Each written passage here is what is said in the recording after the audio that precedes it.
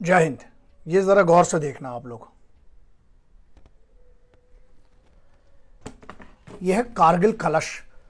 अब आते हैं उस मुद्दे पे। कोई एक बंदा है, पार्टी का है, कांग्रेस का है, शायद पार्षद है ना, उसकी क्लिप आई है। पहली बात तो ये है कि अपन को ये नहीं पता कि वो क्लिप ओरिजिनल है कि नहीं है, लेकिन जो भी बंदा है हरामखोर है, नालायक है, उसने ये कहा है अपनी क्लिप में, ऑडियो क्लिप में, दो हरामखोर, नमक हराम, गद्दार इस देश के बात कर रहे हैं। एक ये कहता है कि लद्दाख के 1000 टुकड़े होंगे। सपना देखना बहुत जरूरी है, लेकिन जब ये बात कर रहे हैं मुझे लग रहा है जाग रहे होंगे, तो जागते हुए ज्यादा सपने मत देखो बे, है ना, क्योंकि फिर टूट जाएगा। दूसरी बात ये कहते हैं कि कारगिल को पाकिस्तान से मिला देंगे। ऐसा है लल्ला, 3500 से ज्यादा आतंकवादी और 3500 से ज्यादा, और उसके अलावा उनकी पूरी की पूरी आर्टिलरी सपोर्ट के साथ उनकी पूरी की पूरी आईएसआई लगी हुई थी, जिसके पीछे, कारगिल के पीछे द्रास सेक्टर। तुमसे अगर पूछ लेंगे ना, तुम लोग जो इतनी बड़ी बड़ी बातें करते हो, बकैती जो करते हैं, एक सबसे बड़ा मैटर यह है कि तुम लोग जो इसको बड़ा मजाक से समझते हो, हिंदुस्तान के टुकड़े होंगे। हाँ, बनी बात है, इस पर राष्ट्रद्रोह सीधे लगाओ, उठाओ इसको। जिनकी यह मानसिकता है हिंदुस्तान के लिए, वो कानून का काम है, कानून को ढंग से पेलना चाहिए इनको। पहली बात तो ये हो गई। दूसरा मैटर ये है, तुम कारगिल को मिलाने की बात कर रहे हो। ये जो दिखाई है फोटो, ये है कारगिल कलश।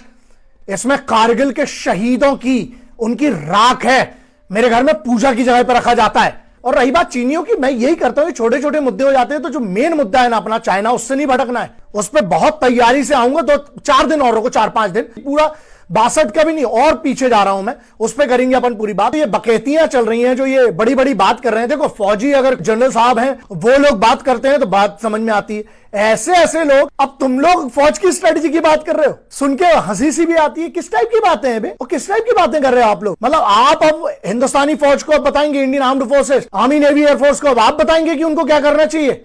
यार, उनको जब वो करेंगी, पहली बात तो आपको पता नहीं चलेगा, जब होगा तो बहुत बड़ा पता चलेगा सबको, पूरी दुनिया को, तो वो कर लेंगी। आपको लगता है शहादतें वेस्ट जाएंगी? मजाक नहीं है साहब। आप तो बाहर वाले हो तो आपको बुरा लग रहा है। जिनके बेटे और भाई और जिनका खुद का, जिनकी कमांड के अंदर का बच्चा गया, जिसका सीओ साहब गया, या जितने भी जवान गए, मजाक लगता है आपको? एक बात बताओ, अरे कम से कम वतन से गद्दारी तो मत करो भाई। तुम पार्टी के चक्कर में तुम लोग तो देश के ही खिलाफ हो जाते हो यार। पार्टी की राजनीति अलग है बे, देश को तो बख्शो यार कम से कम। और दूसरा मुद्दा यह, फिंगर 4 से फिंगर 8 के बीच का डिस्टेंस पूछ लूंगा तो पता नहीं होगा।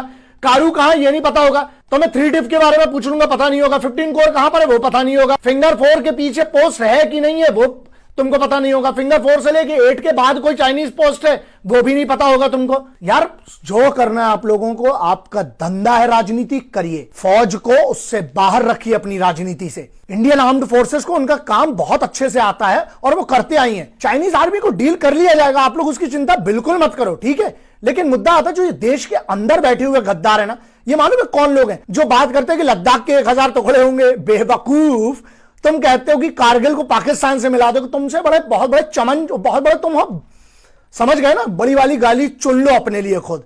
और सुनो भाई, ऐसा है, तुम लोग मालूम कौन हो? ये इस टाइप के जो भड़ुए बैठे हैं देश के अंदर, गद्दार है साले। और गद्दार मैं ये कहता हूं कि इसलिए गद्दार है क्योंकि ये जो कर रहे हैं सेडिशन एक्ट के अंतर्गत है। ये गलत बात कर रहे हैं मेरे वतन के खिलाफ।